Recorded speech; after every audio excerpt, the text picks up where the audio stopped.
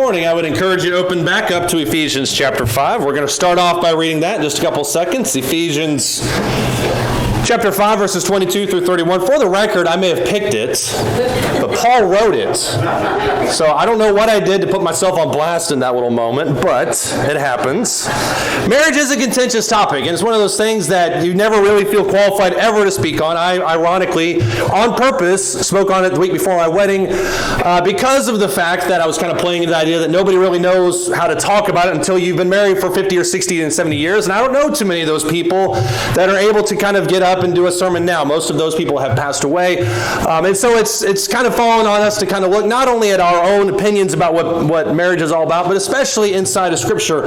And to me, you don't see many places that are more synonymous with the idea of marriage and its teachings and kind of all that it encompasses instead of Ephesians chapter 5. And so that's going to be the home base for our lesson this morning. We're going to start off by reading that, starting in verse 22.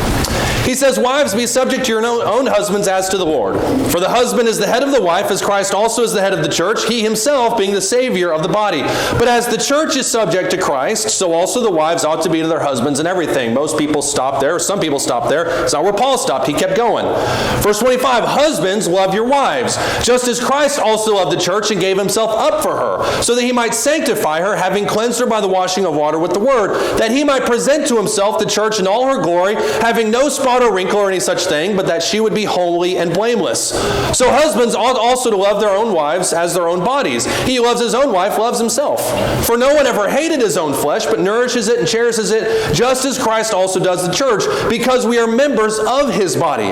For this reason," verse 31, "a man shall leave his father and his mother, and be joined to his wife, and the two shall become one flesh."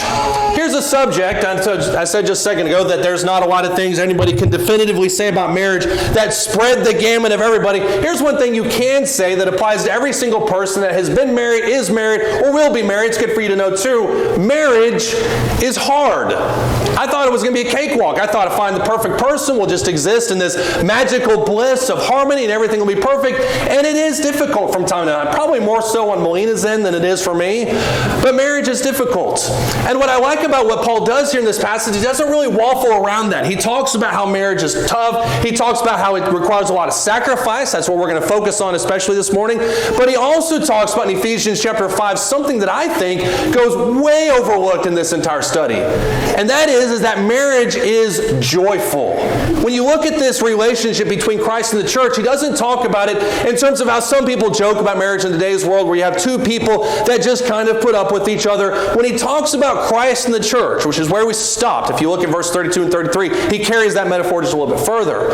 But when you look at that relationship with Christ and the church, it is one of immense joy and pride in the other person, in the other being. Just as Christ has joy in the church, so the church should have joy inside of Christ. That's how marriage operates. And so what he talks about over and over again in this section, what he repeats elsewhere when he talks about marriage, is the joy that we find inside of marriage. I heard one person say, I think very accurately so, that marriage is a little slice of heaven that God has given to us to enjoy.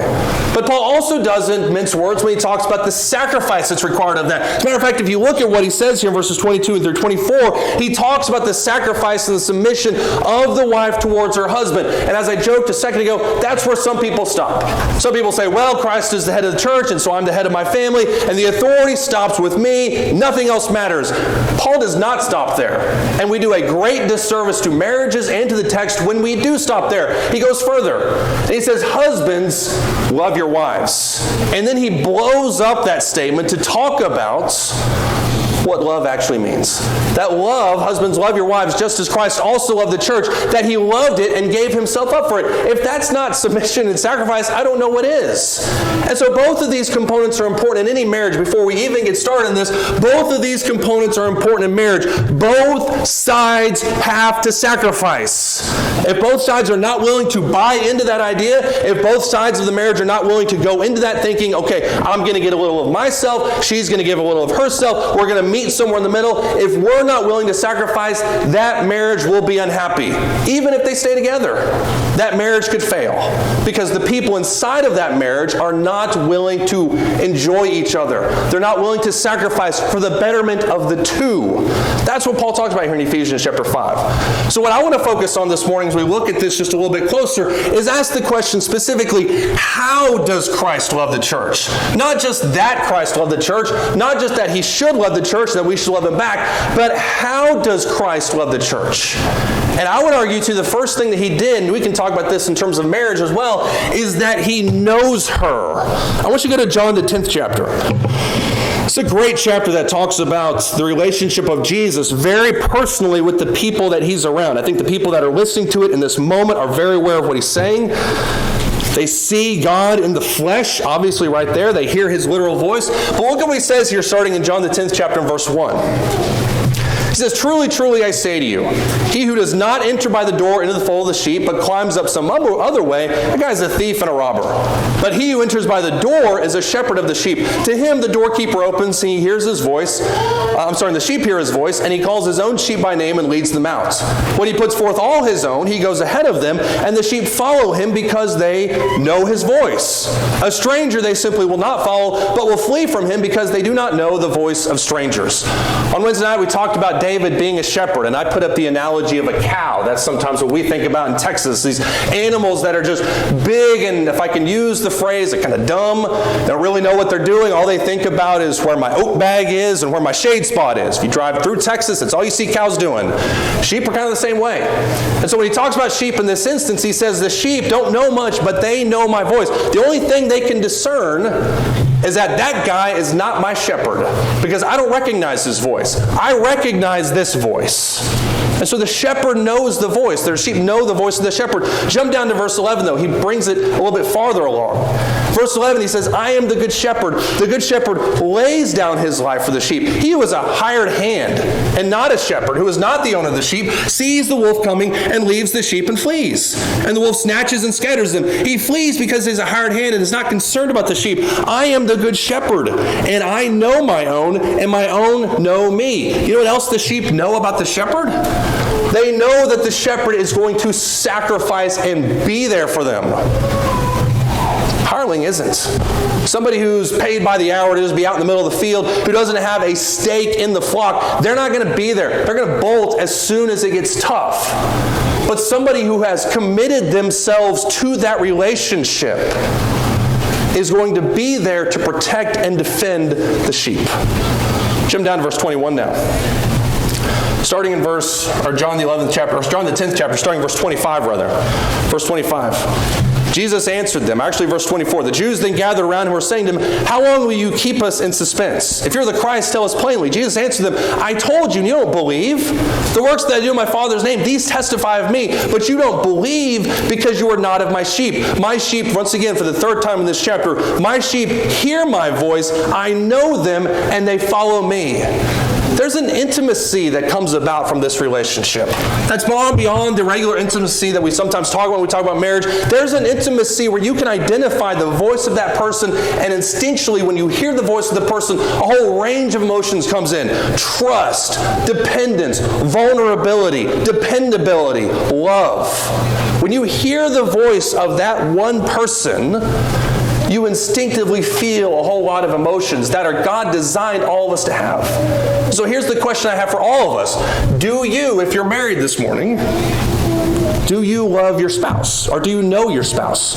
And when I say that, obviously you're saying, well, of course I know my spouse. I know where she was from. I know who her parents are. I know what kind of car she drives. I know her favorite food is. She doesn't like fish. I know she likes pasta. I know all these things about her. But ask yourself, do you really know your spouse? For instance, do you know what your spouse wanted to be when they grew up? Some people here probably do. Do you know also what they would consider to be their absolute dream trip? Not just the one that's financially feasible. I hate that phrase. Not just that one. But do you know what their absolute dream trip is? Here's another one. Do you know who they consider as a mentor? Now, you may be listening to me and saying, well, of course I know all those questions, Brady. And before I go any further, I had 10 more on a little piece of paper I put in the Hillside group. Logan and Hannah had a blast cutting those out, but I left them on the counter at home. They'll be here Wednesday. but do you know your spouse? And what these questions are designed to do, what all these questions are designed to do, are not necessarily say, oh, I didn't know that. Let's put that on the little docket. That way I can file that away for information. All of them are designed to spark conversation. Because it's in those conversations that we sometimes learn more about other people, not just who they are, what they are, but what makes them tick. Now you may be thinking to yourself, Brady, got that, know all these things, what else you got? Can we at least take a second, if that's true, that you know your spouse better than anybody else, and that you know every single thing about them, can we at least take a second to acknowledge the fact that it's very easy to not know your spouse? It's easier than we think it is. When you go through the dating rituals, and you go out to dinner, and you spend some time together to get to know the person, but what happens over time, especially after you get married, what happens over time is that you have your own hobbies. They have their hobbies. All of a sudden kids come along. You get invested in the bedtime routine, and you get invested in this, and then you have relationships with friends outside of that relationship that you have with your spouse that your spouse may be not a part of. And then you have sports, and then you have hobbies, you have your own work. You have all these things that demand your attention, and then if you're lucky, hopefully at that point, by the time the kids leave the house, you wake up and you realize, I don't know who this person is. But the key is to learn that before that. To constantly be learning more about your spouse, to be learning more and more about the person is that you share your life with. Look at what he says also in Matthew the 7th chapter. Just go a little bit farther back. Because even if you can say, okay, I know my spouse better than anybody else, and I recognize that there's a danger in that. There's a danger in me not knowing them over a period of time. Maybe I just do my business, they do their business, and we're just two people who happen to live together. That just is kind of the summation of our relationship. Even if you do that, the real test of whether or not you know somebody is how your actions dictate. In Matthew the 7th chapter, starting in verse 15, Matthew chapter 7, verse 15 says, beware of the false prophets who come to you in sheep's clothing. I know this isn't the best verse for marriage, but just stay with me. Beware of you, the false prophets who come to you in sheep's clothing. Inwardly are ravenous wolves. You will know them. You'll be able to identify them by their fruits. For after all, grapes are not gathered from thorn bushes, nor figs from thistles, are they? So every good tree bears good fruit, but the bad tree bears bad fruit. A good tree cannot produce bad fruit, nor can a bad tree produce good fruit. Every tree that does not bear good fruit is cut down, thrown into the fire. So then, verse 20, love this verse, you will know them by their fruits. You want to see what somebody's about? Look at their bank account. Look at their actions. Look at what they do. Don't look at what they say. Look at what they do. That's what he's teaching here. Verse 21, taking it in a spiritual context, not everyone who says to me, Lord, Lord, will enter the kingdom of heaven, but he who does the will of my Father who is in heaven will enter. I don't know how you get more plain than that. Many will say to me, verse 22, on that day, Lord, Lord, didn't we prophesy in your name? In your name, didn't we cast out demons? In your name, didn't we perform any miracles? A husband can easily look at his wife and say, why are you telling me that I don't love you? Didn't I buy you a new dishwasher for our anniversary? Didn't I take you to Broken Bow? I found a coupon. Didn't I buy you that? Didn't I do that? Look at what he says here after this. Soberly, in verse 23, I never knew you. Depart from me, you who practice lawlessness. I don't think there's a sadder thing in the world, too, at least as far as the relationship between married people go, than is to think that the relationship is one way and find out that it'd be very dramatically the other way. To think that I've invested in my spouse, to think that we're close, to think that we know each other, that I can depend on them, and to find out for whatever reason in a moment that I can't for whatever reason. And maybe it's because I thought that I knew them, maybe it's because I thought that we were close, but I realized at some point that there were some red flags. For instance, my spouse never once was vulnerable with me.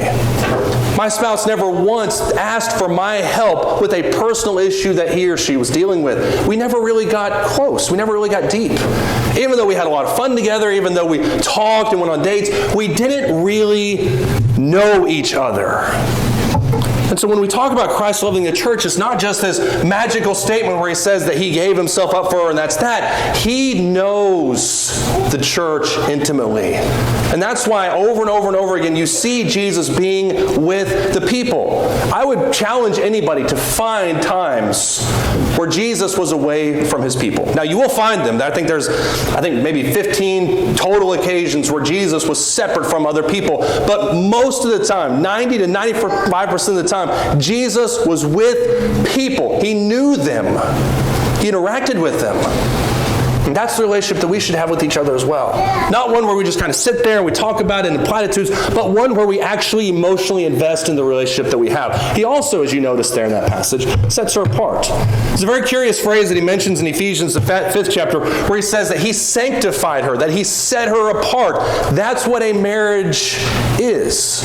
And when you look at the relationship that God has with his people over and over again, the thing that he reiterates is holiness. Look in Ezekiel, the 33rd chapter, or 36th chapter. Ezekiel chapter 36.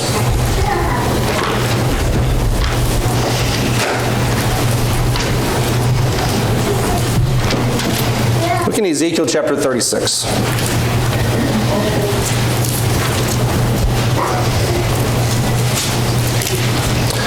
Ezekiel chapter 36, starting in verse 22.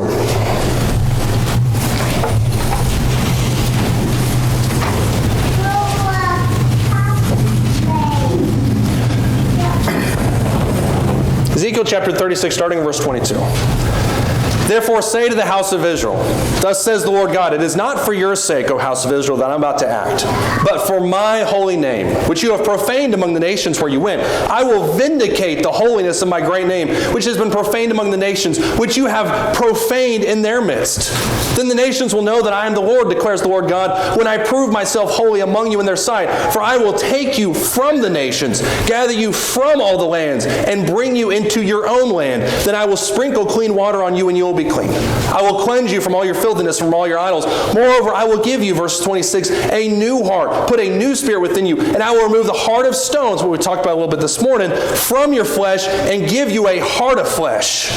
When you look at the way that God interacts with his people over and over again, the thing that he keeps coming back to is his holiness. I am holy. Be ye holy, for I am holy. That word holiness denotes separation. And so when he reiterates, or when he talks about over and over again in this chapter about the fact that you have taken my name and you have profaned it, what he says is essentially is you've taken the holiness of my name and you've made it common. That word profane literally means profanum, which is before the temple. I took it from inside the temple and I put it in front of the temple with everything else. And that's what Israel did. Israel took the name of God, they took the worship of God, they took the service of God, and they put it right alongside every other idol in the entire world. All the idols in the world, rather, sorry.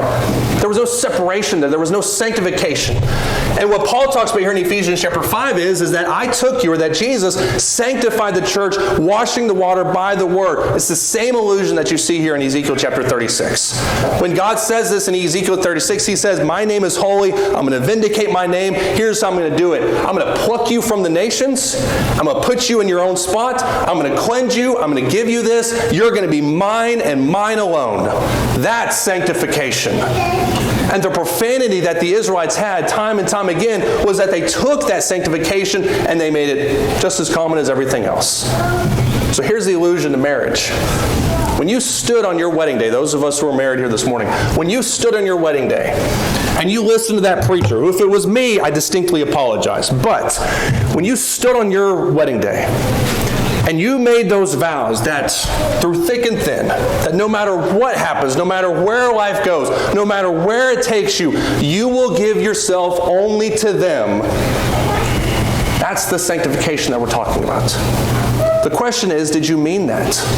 Did you actually look at the spouse across from you and say, barring anybody else, no matter what else happens, no matter who else comes along, no matter what life throws at us, you are mine and I am yours. We are together beyond anything else.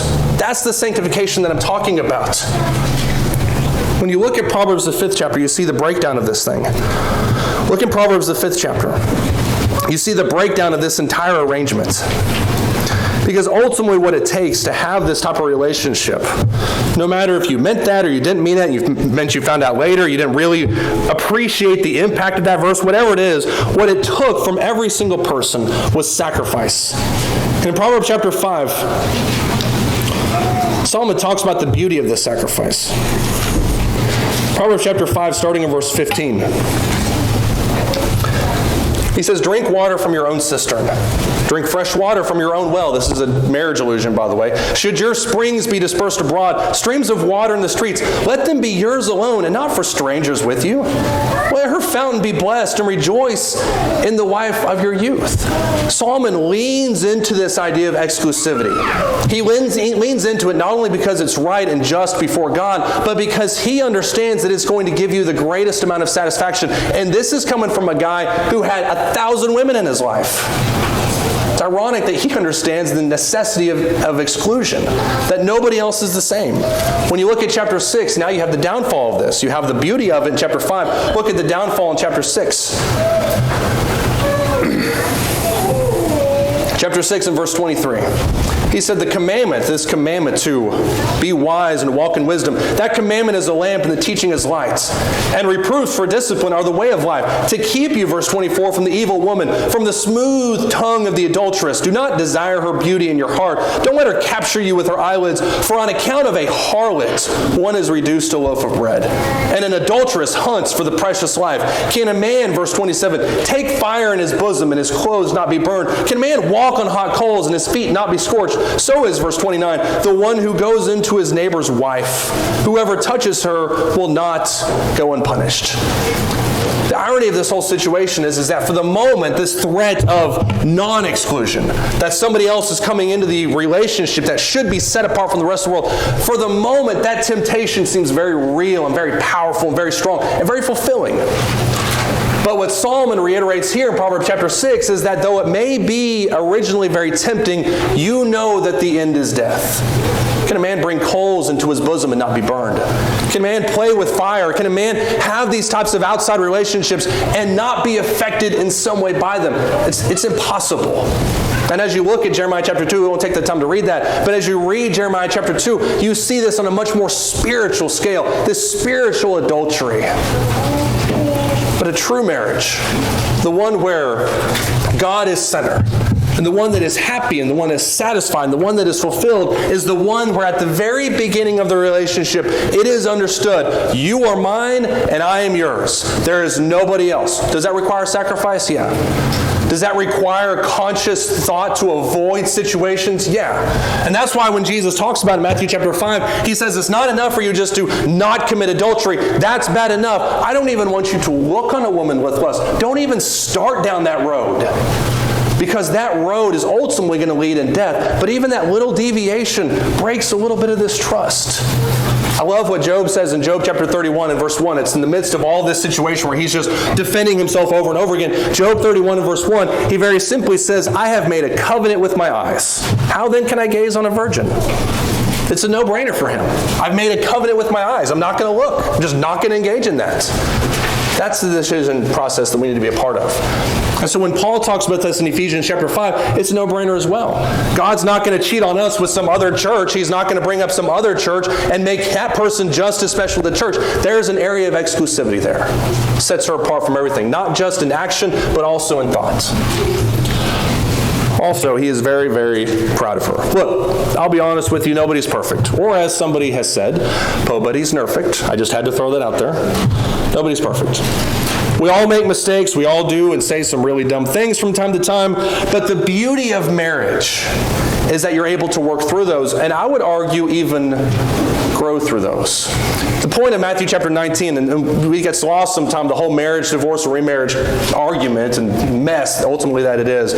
But the whole genesis of Matthew chapter 19 was that the Jews were looking to Jesus to see which side he would go on in terms of loopholes. Which loophole do you stand for, this one or that one? And the genius of what Jesus does in Matthew chapter 19 is he talks about the old law and the certificate of divorce and all that type of stuff, is that it doesn't really matter what any of that means. I don't care about the certificate of divorce. Now there is this one exclusion, Jesus says, but did God not make them from the beginning, male and female? And from these two people, man shall not say. Wasn't that the point? That you're proud of somebody as you move past, that even if somebody burns the toast, the grace that you extend in that moment of extreme distress is enough to carry that relationship forward. You've probably seen this meme or a version of it at various times. I always think about it. There's like a billion of them on Facebook. This is the type of stuff we should be sharing, by the way. But I don't know if it's true. I think it's a fantastic point. It says a reporter asked an old couple, how did you manage to stay married for 65 years?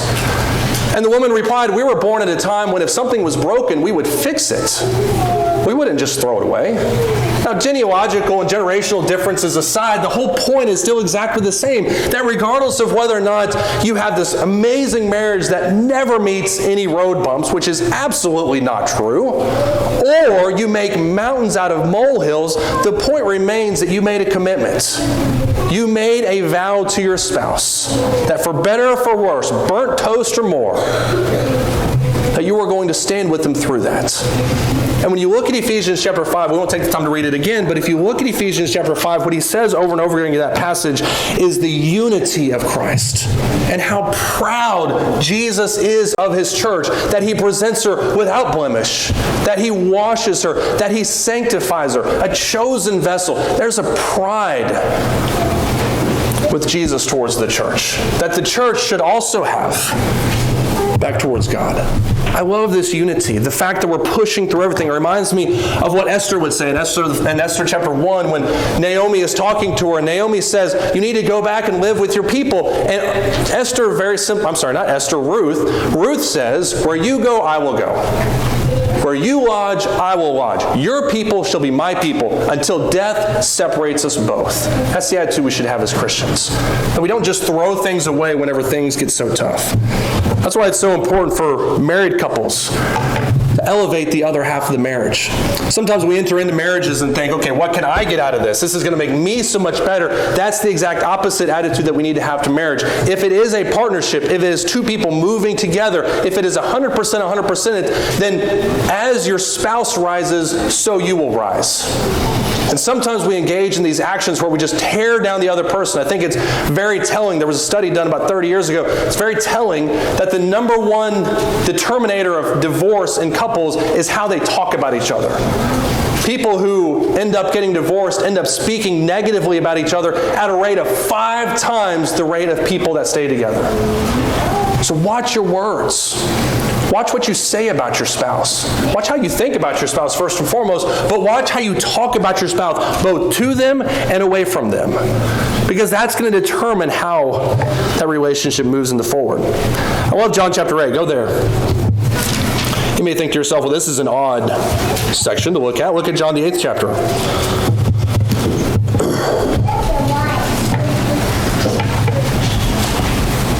John chapter 8, starting in verse 2. It says, early in the morning he came again into the temple. Then all the people were coming to him, and he sat down and he began to teach them. The scribes and the Pharisees brought a woman caught in adultery, and having set her in the center of the court, they said to him, Teacher, this woman has been caught in adultery in the very act. Now in the law, Moses commanded us to stone such a woman. What then do you say? And they were saying this, testing him, so that they might have grounds for accusing him. But Jesus stooped down with his finger, wrote on the ground. Let's stop right there for just a second. What you have unfolding on the scene before you is you have a very angry mob that feels like they're justified in taking something that is from the law and throwing it in Jesus' face and saying, how do you deal with it? You do what you think is best, God. This is a woman who was caught in adultery in the very act, and they're just screaming at it. As you see there in verses 9 or verses 7 and 8, the questions keep going. The intensity keeps going. What would you do about that, Jesus? And Jesus, to his credit, takes a moment, stoops down, and draws in the ground. By the way, anyone else wonder what he drew right there? I always thought it was a stick figure or something like that. I've always wondered what it was. But Jesus takes a moment in that section and just gets down and stoops on the ground while everybody's talking to him, chaos and everything, and then very simply, he gets up. And in verse 7, at the end of verse 7, he says, Let him who is without sin among you, let him be the first to throw a stone at her. And again, verse 8, he stooped down and wrote on the ground. And when they heard it, they began to go out one by one, beginning with the older ones, and he was left alone, and the woman where she was at in the center of the court. And straightening up, Jesus said to her, Woman, where are you? Did no one condemn you? As if he is not aware of that. And she said, No one, Lord. And Jesus said, I do not condemn you either. Go, and from now on, sin no more. In a lot of ways, the relationships that we have with our spouse are emblematic of this type of situation, where you have this issue, and you can have whatever issue you want to. Burnt toast is obviously the worst one, but you can have an issue that's present inside of a relationship, and the spouse is yelling at it, the other spouse is yelling at it, and they're all about this argument. And I think what we need sometimes in those moments is to just stop and draw on the ground. We all need to take a second. Because when Jesus takes a second, everything kind of builds up, and he gets up and he just says a very simple, if you're without sin, throw the first stone. Everything kind of fizzles away. What we have sometimes is both parties believing that they're right. And in the chaos of that moment, we begin to believe that our word is gospel no matter what. And it's not even about the issue anymore. It's about me winning the arguments. And what those of us who have been married for a long time understand is that no argument is 100% right on either side. Most of the time, there's at least, no matter what the situation is, there's at least 1% of you that's wrong. And so when we remember that sentiment, that idea that I'm entering into a conversation, an argument with my spouse, that I might be wrong on something, that I might not be 100% right, it gives room for that grace. It gives room for that compromise. Because what Jesus did when he stood up, and he didn't leave either party off the hook, is he got up and he said, "He who is without sin, throw the first stone." The mass horde of people that realized that they had sinned, they all left. But what did he say to the woman when it's just him and her? Go and sin no more. Both parties were wrong. And people that use this as an illustration of God overlooking sin and God not caring about sin miss the point entirely, because Jesus told her, go and sin no more. But he also put those people in their place first. And that's what a true marriage understands. That though you may have your side and I may have my side, both of us are probably wrong in some way. And we need to move past that. Unfortunately, when we believe that we're the only ones that are right, we tend to downplay the other person. We talk about how, I can't believe that you made this mistake. You did the exact same thing last week. I can't believe you did that again. We realize that we're the ones that make mistakes too. It allows us to be proud of each other, warts and all. No matter what the situation is, we are proud of each other. And we move forward together, not because we're perfect, but because we accept each other with our imperfections. That's how you grow a relationship that you can be proud of. Every single day, I'm thankful and more thankful that Melina made the choice to marry me. I would have married her in a heartbeat, but I'm glad it took some time for her to realize how awesome I was. But I'm glad she made that decision.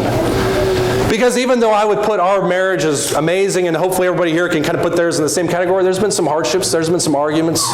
There's been a lot of me apologizing in a lot of ways, but it's been kind of on both sides. I think I would agree with that. But the growth of us together is what's beautiful. And when you think about the relationship that Jesus has with the church, Jesus and the church is the only relationship where there isn't any error. Jesus is right 100% of the time.